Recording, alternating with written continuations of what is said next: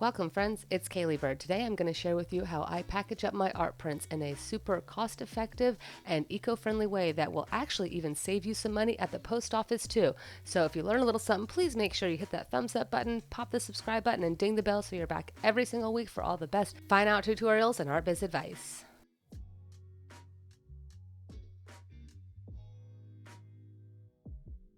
So first things first, I like to get a nice big thick piece of used cardboard from a box or whatever that's been shipped for me. You know, you got to be eco-friendly, and I cut it down to the exact size and shape of my print. I like to use the double ply cardboard if possible, just because it makes for an especially stiff and thick backing, which not only helps protect things during shipping, but also creates sort of like a nice little enclosure case thing for the art print, because I know not all folks necessarily run out and buy a frame as soon as they get a print, and this way when it arrives it is protected as well as kind of ready just to prop up on a shelf or something or hang right up on the wall.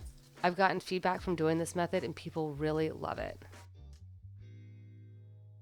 Once I have finished cutting those, I put each individual art print in its own mylar bag with its own perfectly fit to size cardboard backing. I should mention that I have already signed and numbered each of these art prints, and I also should mention that I am highly interested in finding some biodegradable or cellulose, some kind of plant-based mylar bags. I was able to find some for a art card project that I did a couple of years ago, but I've never been able to find the flat sheets of this size or any size close to this in the non-plastic but vegetable cellulose type. So if anyone has any good leads on some biodegradable mylar style cellulose, whatever acetate type bags, please, please, please link it down below for me, because I am just dying to go as eco-friendly as possible with these.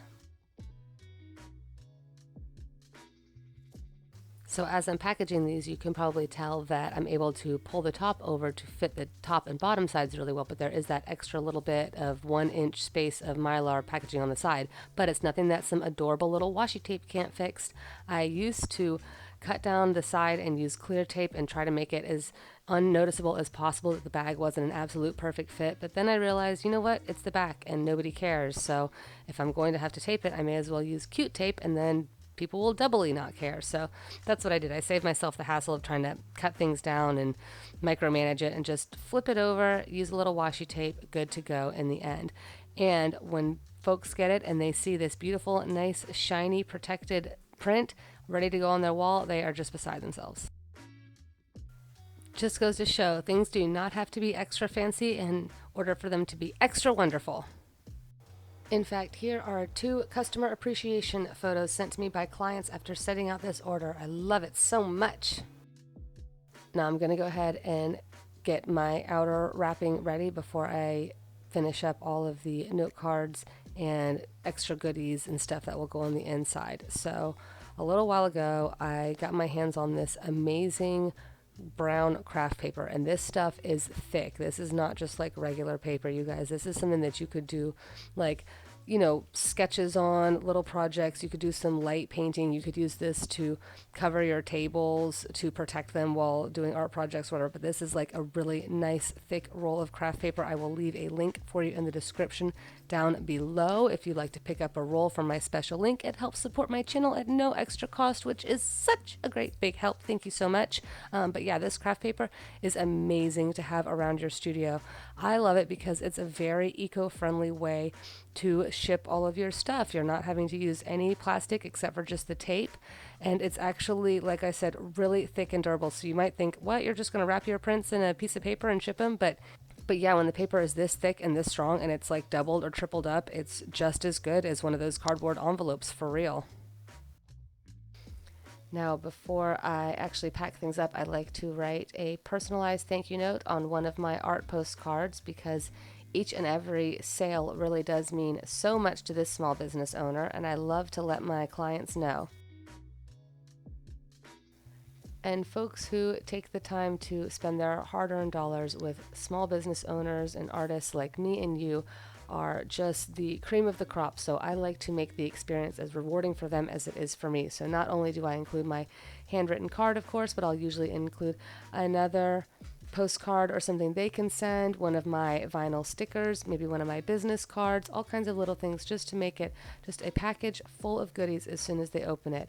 One of the best things you can remember is to deliver more than you promise. So I don't write on my website that people are going to get these extra goodies. They are literally just a surprise. However, when people order more than once, they know they're going to get something, but I usually try to switch up the goodies so they never know what they're going to get next time.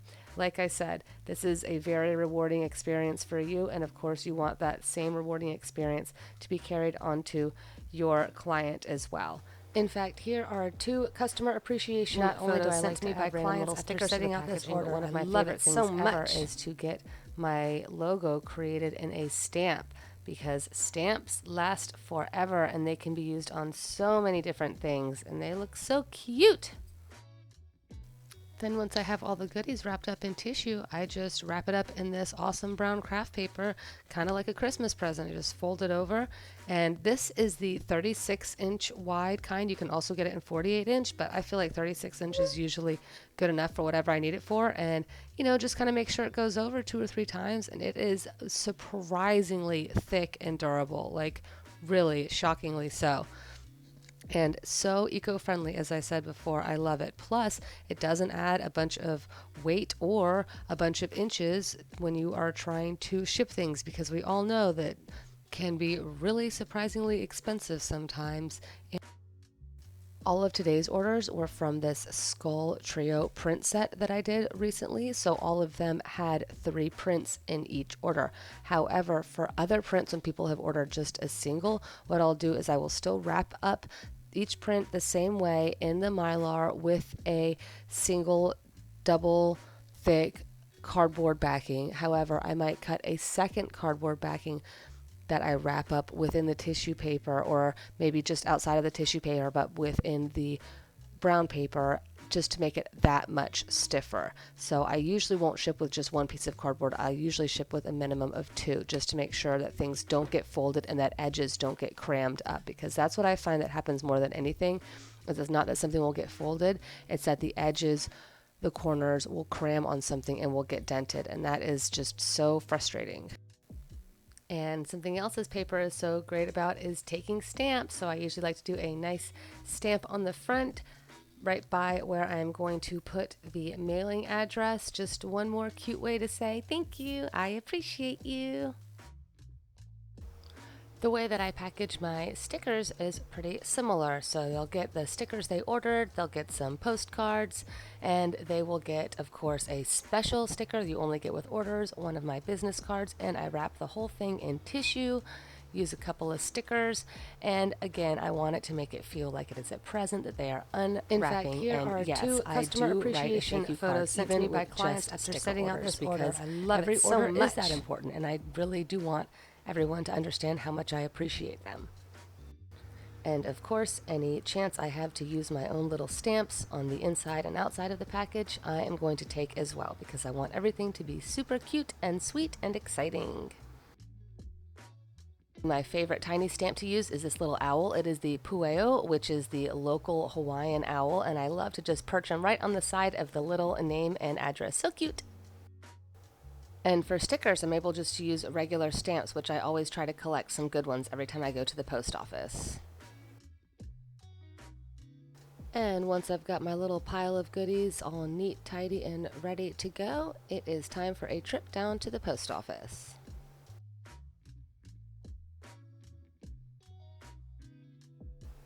Have you ever heard that quote about when you order something from a small business owner, they do a happy little dance? Yeah, well, it's true.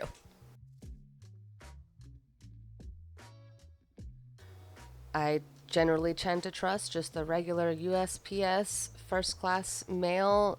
It comes with $50 insurance, which is usually sufficient to cover whatever I am sending. They are really efficient, and I definitely think they are the best price mail and package carrier out there. So I'm really happy for you that you've made some art sales and need to start shipping off your own prints. If you are kind of new to making art sales, you definitely need to check out this video on the screen right here, because there are a few steps that need to be taken to keep you organized and to make sure that your first-time buyers turn into repeat buyers. So thanks so much for being here, guys. If you learned a lot, please hit that thumbs up button. Make sure you're subscribed, ding the notification bell. Come back every single week for all the best fine art tutorials and art biz advice.